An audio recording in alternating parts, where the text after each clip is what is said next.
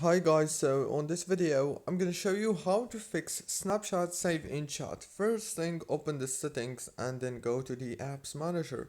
When you open the apps manager on this page you will find all the apps that you have on your phone. So what you want to do is scroll until you find Snapchat and click on it. And after that, click on the storage option right here. Click on clear data, clear cache, and then go to the data usage right here again.